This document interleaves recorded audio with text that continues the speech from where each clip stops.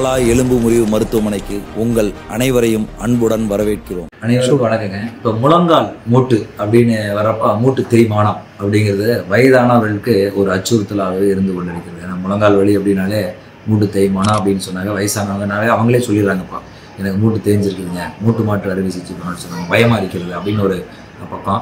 இரண்டாவது வந்து கால்களை மடக்க முடியாமல் போகும், நீட்ட முடியாமல் போகும் அப்படிங்கிறது இரண்டாவது பக்கம். இது ரெண்டுமே இல்லாமல் சரி எனக்கு ஓகேங்க, பயம் இல்லை, ஆப்ரேஷன் பண்ணிக்கிறேன், முழங்கால் நல்லா மடக்கி நீட்டுங்கிறது பயம் இல்லை, எனக்கு பக்கத்து வீட்டில் ஒருத்தவங்க பண்ணிக்கிறாங்க, நல்லா மடக்கி நீட்டுறாங்க. மூணாவது கேட்குற கேள்வி, சமணங்கால் போட முடியுமா, குத்த வச்சு போட முடியுமா அப்படின்னு. ஏன்னா நம்ம பழையபடி நான் இப்போ சமணங்கால் போட்டு கொஞ்சம் சாப்பிடுவேன், அதுக்கு நம்ம போட்டிருக்கோம். அவர் முழு மூட்டு மாற்று சிகிச்சை பண்ணி 2 நாட்களிலேயே அந்த வந்து அபூர்வமாக ஒரு முழு மூட்டு மாற்றுங்க 2 நாளில் சமணங்கால் போட்டு கொஞ்சம் சாப்பிட்டதை ஒரு காணொலியை போட்டிருக்கோம். அது வந்து எல்லாருக்கும் நடக்காது, இது வந்து சிலருக்கு மட்டும்தான் அது அபூர்வமாக இருக்கும். எல்லாருக்கும் வந்து இப்போ நம்ம வந்து அதனால் அப்படி ஆப்ரேஷன் பண்ண எல்லாத்துக்குமே ரோபோட்டிக் முறையில் பண்ணாலும் 2 நாட்களில் சமணங்கால் போடுவது என்பது ஒரு அபூர்வமான ஒன்று, மெடிக்கல் மிராக்கல் அப்படின்னு நம்ம சொல்லலாம். இது எல்லாரோடும் எதிர்பார்க்க முடியாது. ஓரிரு நாட்களில் வலி இல்லாமல் நடக்கலாம், ஓரிரு வாரங்களில், ஒரு வாரமாக 2 வாரம் 3 வாரமாக கழித்து நல்லா மடக்கி நீட்டலாம். ஓரிரு மாதங்கள் மாத கணக்கில் போகிறப்ப ஓரளவுக்கு சமணங்கால் போட்டு உட்கார அளவுக்கு மடக்கலாம். முழு மூட்டு மாற்று சிகிச்சை சமணங்கால் போடுவதை தவிர்ப்பது நல்லது அப்படின்றது மருத்துவருடைய அறிவியல் பூர்வமான உண்மை ஒன்று. ஏன்னா ரொம்ப போட்டு அவங்க மடக்கிறப்ப என்ன ஆகுன்னா உராய்வு அதிகமாகி அந்த இடையில் வைத்திருக்கக்கூடிய பாலி தேய்ந்து அந்த 25-30 வருடங்கள் நன்றாக இருக்குன்னு சொல்கிறோம்னா அது வந்து அந்த நல்ல இனத்துக்காக தான் சமணங்கால் போட வேண்டாம்னு சொல்கிறோமே ஒழிய சில நேரங்களில் சமணங்கால் போடும்போது வேண்டாம்னு சொல்ல முடியாது. முடிந்த அளவுக்கு தவிர்த்து கொள்ளுங்கள். தேவைன்னா அதை சமணங்கால் போட முடிகிறது என்றால் யூஸ் பண்ணிக்கலாம். இப்போ முழங்காலில் வந்து பார்த்திங்கன்னா ஸ்டேஜஸ் இருக்குது. முதல் ஸ்டேஜில் மருத்துவ முறைகள், 3வது 4வது வரப்போ முழு மூட்டு மாற்று சிகிச்சை. இதெல்லாம் உயர்தரமாக பண்ணுறதுக்குன்னா ரோபோட்டிக் சிகிச்சை, அதில் மாற்று கருத்து கிடையாது. இப்போ இந்தியா ஃபுல்லாக டைம்ஸ் ஆஃப் இந்தியா நியூஸாக இருக்கட்டும், இப்போ பெரிய நாளிதழ்களாக இருக்கட்டும், அறிவியல் ஆய்வுகளாக இருக்கட்டும், நிறைய இப்போ எதை நோக்கி போகுதுன்னா ஏஐ வேர்ல்டு. இப்போ கூகுளாக இருக்கட்டும், அது எல்லாமே வந்து ஏஐ மோடு. நீங்கள் கூகுளே ஓப்பன் பண்ணிங்கன்னா ஃபஸ்ட்டு வந்து நம்மளுக்கு ஒரு சர்ச் ஐக்கான் வரும். அந்த சர்ச் ஐக்கான் கீழே இப்போ ஏஐ மோடுன்னு ஒன்று வந்துருச்சு. முதல் எடுத்தோன்னே ஏஐ மோடு வந்துடுது. ஸோ அந்த ஏஐ மோடு வந்து நம்மளை வந்து சுலபப்படுத்துகிறது, இன்னும் வந்து நுணுக்கங்களே அதிகமாக கொடுக்குறது. அதே ஏஐ டெக்னாலஜி தான் வந்து மருத்துவத்துறையிலையும் பல வருடங்களுக்கு முன்னாடி வந்துச்சு. இப்போல்லாம் இவ்வளோ வந்து இப்போ தான் வந்திருக்குது ஏஐ. ஆனால் மருத்துவத்துறையில் இப்போ 15 வருடங்களுக்கு முன்னாடியே ரோபோட்டிக் வந்து உலகத்தரத்திலே உயர்தரமான சர்டிஃபிகேட் அப்படிங்கிறது FDA சர்டிஃபிகேட். அந்த FDA சர்டிஃபிகேட் வாங்கி வந்தது தான் இந்த ரோபோட்டிக் சிகிச்சை. ஸோ பல ஆய்வுகளுக்கு உட்படுத்தப்பட்டு கண்டிப்பாக கன்சிஸ்டண்ட்டாக ரீப்ரொடியூசிபிளாக அப்படி என்றால் இறுதியாக உறுதியாக திரும்பி திரும்பி எத்தனை டைம் பண்ணாலும் தவறை இழைக்காமல் ஆல்மோஸ்ட் வந்து 0.3 0.4 எரர் அப்படின்னா 100க்கு 1% குறைவான 0.25% நான் குறைகள் வருவதற்கே வாய்ப்பு இருக்குது. இப்போ 100 பேர்த்துக்கு பண்ணுறோம்னா அதில் 100 பேர்த்துக்குமே பிழையே வராதுங்கிறதா அது கணக்கு. 0.3 எரர்னா யார் 0.3 யார் ஒரு 3ல் ஒரு மடங்கு ஒரு மனிதரை கண்டுபிடிக்க முடியுமா? அப்படி தான் வந்து நம்ம எரர்னு வருது. அப்போ ஒருவருக்கும் கூட தவறை இழைக்காது. 100ல் ஒருத்தருக்கு யாருக்காவது தவறு வச்சு நேற்று நோயாக கேட்டாங்க, அந்த 100ல் ஒருத்தர் நான் இருந்தால் என்ன பண்ணுறது அப்படின்னு வந்து கேள்வி கேட்குறாங்க. அதுதான் எனக்கு ஒரு ஆச்சரியம். 100ல் ஒருத்தர் வரக்கே வாய்ப்பு இல்லை, 1% எரரே அதில் வராது. அப்படி எரர் வந்தாலும் அதை மறுபடியும் செய்து 0.3 0.4 எரராக அவ்வளோ துல்லியமாக மாற்றியதுக்கப்புறம் தான் அடுத்த ஸ்டெப்புக்கே ரோபோ வந்து நம்மளை நகர்த்தும். ஸோ அதனால் நீங்கள் பயந்து கொள்ள வேண்டிய அவசியம் கிடையாது. எரர் நடப்பதற்கு வாய்ப்புகள் வந்து 1% கூட கிடையாது, 0.25% தான் இருக்குது. 0.25% என்பது யாரையுமே பாதிக்காது என்பதன் கூற்று. இப்போ வந்து ரோபோட்டிக் 2வது மூட்டு தேய்மானம் 2வது நிலை உள்பக்கம் மட்டும் தேய்ஞ்சிருக்கு. அப்போ இள வயதாக இருக்காங்க அப்படிங்கிறப்ப அவங்களுக்கு இள வயது ஒரு பக்கம் மட்டும் மூட்டை மாற்றலாம். நிறைய பேர் கேட்குற கேள்வி, ஒரு பக்கம் மாற்றிட்டா இன்னொரு பக்கம் தேய்ந்து வச்சுனேன் அப்படின்னா அப்படி தேய்வதுக்கு வாய்ப்பே கிடையாது. ஒரு பக்கம் முதல்ல தேய்து ஒன்று தேய்ந்து அதை கண்டுகொள்ளாமல் விடும்பொழுது தான் அடுத்த பக்கமும் தேயும். இப்போ நீங்கள் முதல் பக்கத்திலேயே சரி, முதல் கோணல் முற்றும் கோணல் என்பார்கள். முதலிலே சரி செய்து விட்டால் அனைத்தும் சரியாகிவிடும். அப்போ முதல் என்பது மூட்டுகளில் என்ன அப்படின்னு பார்த்தீங்கன்னா உச்சபட்சமாக அதிகமாக இருப்பது, மெஜாரிட்டி இருப்பது, பெரும்பாலானவர்களுக்கு இருப்பது வந்து உள்பக்க மூட்டு. இதை காட்டு, உள்பக்க மூட்டு. இப்போ முழங்காலில் இந்த பகுதி மீடியல் கம்பார்ட்மெண்ட் என்று சொல்வார்கள். அதில் வரக்கூடிய மூட்டு தேய்மானத்தை ஆன்ட்ரோமீடியல் ஆஸ்டியோஆர்த்ரைட்டிஸ். ஆன்ட்ரோமீடியல் என்றால் ஆன்டீரியர் என்றால் முன்னாடி, மீடியல் என்றால் உள்பக்கம். ஸோ முன்னாடி உள்பக்கம் முன்னாடி தேய்ந்திருக்கிறது, வெளியில் தேயவில்லை, பெட்டலோஃபெமரல் கம்பார்ட்மெண்ட்டும் நன்றாக உள்ளது. அப்படி என்றால் இதை மட்டும் மாற்றினால் போதும். ஏன் இதை மாற்ற வேண்டும் அப்படின்னா அதை மாற்றும் பொழுது அந்த நோயாளிக்கு 70% அவருடைய முழங்கால் ஒரிஜினலாக இருக்கும். அதாவது ஒரிஜினல் வெர்ஷன் அப்படின்றால் கடவுளால் படைக்கப்பட்ட மூட்டு அதிக காலங்களை தாங்கக்கூடியது. 70% அப்படியே அதை ஒரிஜினல் வெர்ஷனில் கடவுள் படைத்த அதே மூட்டை வைக்கிறோம். 30% நீங்கள் சொல்வது கடவுளுக்கு நிகராக மருத்துவர்கள் என்பதில் அந்த மருத்துவர்கள் அந்த தொழில்நுட்பத்துடன் சேர்ந்து தொழில்நுட்பமும் மனிதத்துவமும் சேர்ந்து மகத்துவ வெற்றியாக அந்த உள் மூட்டு மாற்று சிகிச்சை இப்பொழுது எங்களால் பார்க்க முடிகிறது. இதை அனைத்து மருத்துவர்கள் உணர்கிறார்கள். மருத்துவ ஆய்வுகள் திரும்ப திரும்ப சொல்லிக்கொண்டே இருக்கின்றன. மக்களும் அதை உணர ஆரம்பித்து விட்டார்கள் இப்பொழுது. ஏனென்றால் அதில் நம்ம சொல்கிறபடியே ரீப்ரொடியூசபிள் ரிசல்ட் என்போம். நாம் இது போல் நன்றாக இருக்கும், சீக்கிரமாக ரெடியாக இருக்கீங்க, நல்லா நடக்கலாம் அப்படிங்கிறப்ப அவர் நேற்று ஒரு நோயாளி சொன்னார், அவருக்கு 1 வருடத்திற்கு முன்னாக ரோபோட்டிக் இல்லாமல் சிகிச்சை செய்தோம், இப்பொழுது ரோபோட்டிக்கில் சிகிச்சை செய்தோம். நேற்று கேட்டேன் அவரிடம், என்ன வித்தியாசம் கண்டீர்கள் நார்மலாக ஒரு மூட்டு மாற்று சிகிச்சை பண்ணுவதற்கும்? நானே தான் செய்திருக்கிறேன், ஆனால் அன்று ரோபோட்டிக் இல்லாத கன்வென்ஷனல் டிகேஆர் நீ ரீப்ளேஸ்மெண்ட் முழு மூட்டு மாற்று சிகிச்சை, இப்பொழுது ரோபோட்டிக் சிகிச்சை. அவர் சொன்ன ஒரு பதில். அப்பொழுது 10 நாட்கள் ஆனது, காலை நன்றாக மடக்கி நீட்டேன். இப்பொழுது ஓரிரு நாட்கள், 2வது நாள் தான் ஆகியிருக்கிறது, 2வது நாட்களே காலை நன்றாக மடக்கி நீட்ட முடிகிறது.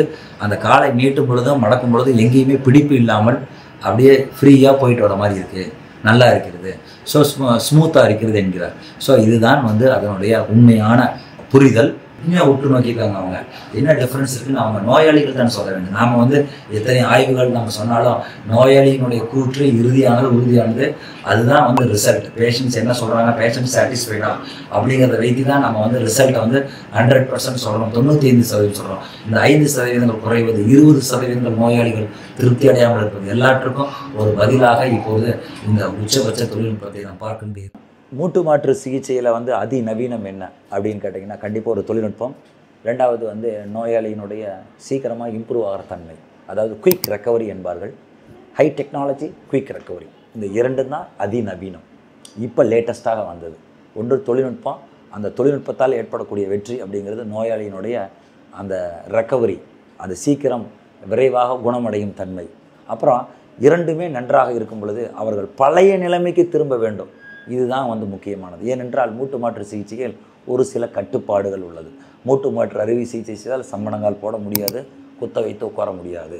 நான் வழக்கம் போல் இந்தியன் டாய்லெட் யூஸ் பண்ண முடியாது, நான் கால் சம்மணங்கால் போட்டு உட்கார முடியாது. வாக்கிங் நான் போவேன், ஆனால் ஜாக்கிங் போக முடியாது, ஜம்ப் பண்ண முடியாது, என்னுடைய வேலையை செய்ய முடியாது, ரொம்ப நேரம் நின்றுட்டு வேலை செய்ய, இதெல்லாம் செய்ய முடியாதுங்கிற ஒரு கட்டுப்பாடு கண்டிப்பாக மூட்டு மாற்று சிகிச்சையில் இருந்தது. அது அறவே துடை தெரியப்பட்டது. எதனால் கேட்டிங்கன்னா, ஒன்று தொழில்நுட்பம், இன்னொன்று மூட்டு சிகிச்சையில் வந்தக்கூடிய புதிய மாற்றங்கள். என்னென்னு கேட்டிங்கன்னா, இவருக்கு கால் நீட்டுங்க, 19 நாட்கள் ஆகிவிட்டது, காலை மடக்குங்க. இவருக்கு ரோபோட்டிக்கில் உள்பக்க மூட்டு சிகிச்சை சிறிதாக ஓப்பன் செய்து இந்த அளவுக்கு ஓப்பன் பண்ணியிருக்கோம். ஓப்பன் பண்ணி உள்பக்க மூட்டை மட்டும் மாட்டியிருக்கோம். இவருடைய வலது கால் இது, இவருடைய எக்ஸ்ரே 19 நாட்கள் ஆகிவிட்டது. இதில் பார்த்திங்கன்னா இந்த கால் இந்த பகுதி லேட்ரல் கம்பார்ட்மெண்ட் என்று சொல்வோம். இதில் உருண்டையாக ஒன்று உள்ளது, அது பெட்டலோஃபெமரல் கம்பார்ட்மெண்ட், இது மீடியல் கம்பார்ட்மெண்ட். 1, 2, 3 ஒரு முக்கோணம் போல் இருக்கிறது. அந்த முக்கோணத்தில் ஒரு பகுதி மட்டும் தேய்ந்திருக்கிறது, இதை மட்டும் மாற்றிவிட்டோம். இதை ஆன்ட்ரோ மீடியல் ஆர்த்ரைட்டிஸ் என்று சொல்வோம், மீடியல் கம்பார்ட்மெண்ட் ஆஸ்டியோ ஆர்த்ரைட்டிஸ் என்று சொல்வோம். இதெல்லாம் பாதிக்கவில்லை. ஜவ்வுகள் ஏசிஎல் நன்றாக உள்ளது, ஏசிஎல் நன்றாக உள்ளது, பிசிஎல் நன்றாக உள்ளது, லேட்டரல் மெனிஸ்கஸ் நல்லா உள்ளது, லேட்டரல் கம்பார்ட்மெண்ட் நன்றாக இருக்கிறது, பெட்டலோஃபெமரல் கம்பார்ட்மெண்ட் நல்லா இருக்குது. ஸோ நல்லா இருக்கிற பகுதியை ஏன் தேவையில்லாமல் மாற்ற வேண்டும்? பிரச்சனை உள்ளது இதுதானே, இதை மட்டும் மாற்றுகிறோம். என்ன பயன் இதற்கு? சம்மணங்கால் போட முடியும், குத்த வைத்து கோர முடியும், சிறிதாக ஓப்பன் செய்தால் போதுமானது. சிறிதாக ஓப்பன் பண்ணும் பொழுது ஏற்படக்கூடிய ஓப்பன் செய்கிறதுனால வர்ற பாதிப்பு என்ன? ஒரு நோய் தொற்றாக இருக்கட்டும், புண்கள் ஆறக்கூடிய தன்மையாக இருக்கட்டும், எல்லாமே நல்லாயிருக்கும், குயிக் ரெக்கவரி இருக்கும். சீக்கிரமாக அதை பழையபடி காலை மடக்கி நீட்டுவார்கள். 19 நாள் நல்லா மடக்கி நீட்டுறாங்க. என்னதான் முழு மூட்டு மாற்று சிகிச்சையில் நன்றாக மடக்கி நீட்டினாலும் இதுபோல் இள வயது உள்ளவர்களுக்கும் இதுபோல் ஈவன் வயது 70 வயதுலேயே நான் இந்த இன்னொரு பேஷண்ட் நீங்கள் பார்க்கலாம். இவருக்கு பார்த்திங்கன்னா 70 வயது பார்த்திங்கன்னா தெரியும், 70 வயது. 70 வயதில் நம்ம என்ன பண்ணியிருக்கோம், 2 பக்கமும் ஒரே நேரத்தில் உள்பக்க மூட்டை மட்டும் மாற்றிருக்கிறோம். ஸோ வயது வரம்பு கிடையாது. இதற்கு எது வயது என்று பார்க்கும் பொழுது மூட்டு தேய்மானத்தின் வயது. இங்கே அப்படியே வாமா, இவர்களுக்கு 2 மூட்டையை மாற்றியிருக்கிறோம். ஸோ இது மாதிரி ஒரு பக்கம் மாற்றுவது, 2 மூட்டுகளையும் உள்பக்க மூட்டை மாற்றுவது என்பது ஒரு சிம்பிளான ப்ரொசீஜராக போய்விட்டது. சிம்பிளான ப்ரொசீஜர்னா டே கேர் ப்ரொசீஜராக போய்விட்டது. அறுவை சிகிச்சையிலிருந்து 2-3 நாளே நம்ம டிஸ்சார்ஜ் பண்ணிடலாம்.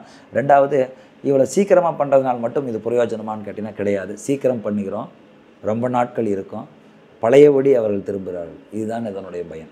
ஸோ மூட்டு மாற்று சிகிச்சை என்றாலே அதற்கு எஸ் சொல்லுவோம். ஏனென்றால் தொழில்நுட்பங்கள், மருத்துவம், மனிதத்துவம் மூன்றும் இணைந்து மகத்தான ஒரு வெற்றியை முழங்கால் உள் மூட்டு மாற்று சிகிச்சைகள் பகுதி மூட்டு பார்ஷியல் நீ ரீப்ளேஸ்மெண்ட்டில் தருகிறது. கண்டிப்பாக இதனுடைய ஆயுட்காலம் குறைந்தது 25 வருடங்களுக்கு மேலாக இருக்க வேண்டும். ஏன்னா இது தொழில்நுட்பத்தில் பண்ணுகிறோம், உச்சபட்சமாக பண்ணுகிறோம், 1 மில்லிமீட்டர் கூட தவறு இழைக்காத ஒன்றாக பண்ணுகிறோம். ஸோ அப்பொழுது அது கண்டிப்பாக உயர்தரமான நீண்ட நாள் ஆயுளை கொடுக்க வேண்டும். இது வைக்கிற மூட்டும் தெரியும். அதற்கான ஆயுள் காலம் 10 வருஷம்லாம் டாக்டர் 5 வருஷம் தான் நல்லா இருக்குங்களா, இன்னொரு டைம் ஆப்ரேஷன் பண்ணணும்னு நிறைய பேர் கேட்குறீங்க. அதற்கான பதில் கிடையாது. 25 வருடங்களுக்கு மேல் கண்டிப்பாக 30 வருடமே சொல்லுங்கள் என்று கம்பெனிக்காரங்க சொல்கிறாங்க. பட் இருந்தாலும் 25 வருடங்களுக்கு மேலே ஒரு சக்ஸஸ்ஃபுல்லானவே பெரிய விஷயந்தான். நீ குயிக்காக திரும்புகிறோம், பழையபடி நல்லாயிருக்கும், சமணங்கால் போடுறோம், குத்த வச்சு கோடுறோம், இந்தியன் டாய்லெட் யூஸ் பண்ணுறோம், சமணங்கால் போட்டு சாப்பிட்றோம், நல்லா நடக்கிறோம், வலி இல்லாமல் இருக்கும் அப்படிங்கிறத பார்க்கணும். இது 15 வருடமா 20 வருடமா 30 வருடமா அப்படிங்கிறத 2ஆம் கட்டமாக தான் பார்க்க வேண்டும். ஸோ மூட்டு மாற்று சிகிச்சைனாலே நம்ம பயப்பட்டிருக்கோம். அதற்கு நோ சொல்லாமல் எஸ் சொல்லுங்கள். அதுவும் கண்டிப்பாக ஒரு உயர்தர தொழில்நுட்பத்தை யூஸ் பண்ணி பண்ணிங்கன்னா கண்டிப்பாக சிறந்ததாக இருக்கும் என்பது அறிவியல் ஆய்வுகள் சொல்வது, மருத்துவர்களும் சொல்வது. நன்றி, வணக்கம். எங்கள் மருத்துவமனையில் அதிநவீன உலகத்தரம் வாய்ந்த ஸ்கேன் மற்றும் நவீன அறுவை சிகிச்சை உபகரணங்களுடன் நோயின் தன்மையை துல்லியமாக கண்டறிந்து உயர்தரமான சிகிச்சை கொடுத்து கொண்டு வந்திருக்கிறோம். 24 மணி நேர விபத்து மற்றும் எலும்பு முறிவு சிகிச்சைகள், பிளாஸ்டிக் ஒட்டுறுப்பு அறுவை சிகிச்சைகள், கடந்த 15 வருடங்களில் 10,000க்கு மேல் முழங்கால் மூட்டு மற்றும் இடுப்பு மூட்டு மாற்று அறுவை சிகிச்சைகள், கடந்த 16 வருடங்களில் 2000க்கும் மேல் செய்து நோயாளிகளின் வலியை தீர்த்து சாதனை படைத்த ஒரே மருத்துவராகவும், தொழில்நுட்ப மாற்றங்களை கம்ப்யூட்டர் நேவிகேஷன் மற்றும் ரோபோட்டிக் எந்த தொழில்நுட்பம் வந்தாலும் அது மூட்டு சிகிச்சையில் புகுத்தி மக்களின் வேதனையை போக்கி அதை சாதனைகளாக ஏற்படுத்திய ஒரே மருத்துவமனை.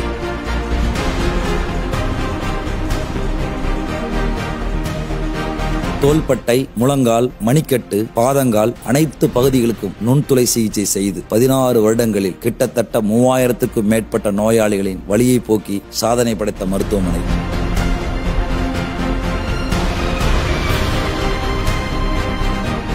எங்கள் மருத்துவமனை ஊழியர்கள் உங்கள் வியாதியையும் வலியையும் கண்டுபிடித்த நொடியிலிருந்தே நீங்கள் பூரண குணமடையும் வரை உங்களின் ஒவ்வொரு முன்னேற்றத்திலும் கனிவுடனும் பணிவுடனும் திறமையான துணிவுடனும் உழைத்துக் கொண்டே இருப்பார்கள்.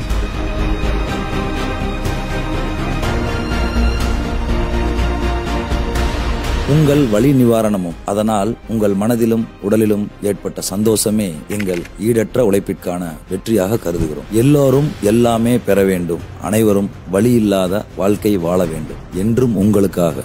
பாலா மருத்துவமனை, திருப்பூர்.